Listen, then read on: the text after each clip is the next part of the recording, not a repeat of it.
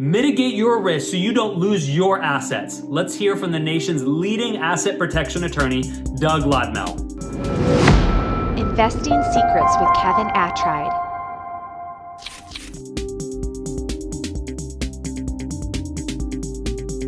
For example, let's talk about employee risk.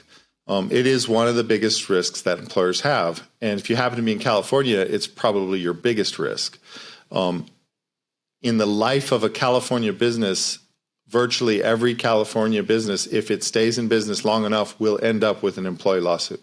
It has just become an epidemic in California. And the old saying is, how goes California, how goes the country? That's really a preview into where it's going everywhere, because that's the direction that we are going. So I bring that up because employee issues can absolutely be mitigated with a good handbook, good practices and policies, good coaching, preemptive knowledge about when you're being set up or when you're in a dangerous situation. And with all of that, you can do an amazing job of mitigating your risk.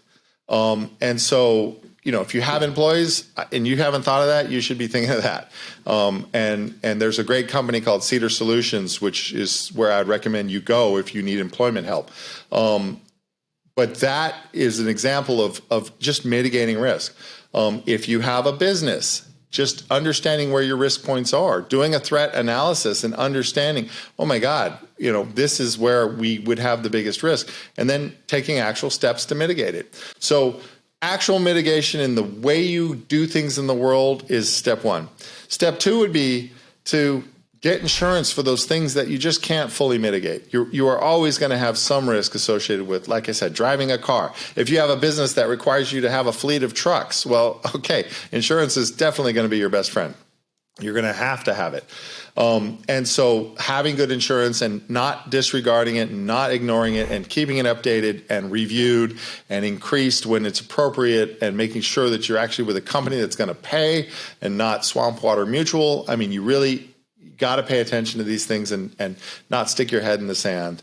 And then, once you've mitigated all the actual risks that you can and insured everything beyond that, then you move kind of into the asset protection and segregate the risks and then protect the assets. The wealthiest Americans utilize private banking. I recommend the experts at Living Wealth when you're ready to implement this strategy. And there are more investing secrets that are quite powerful for you to build and maximize your wealth.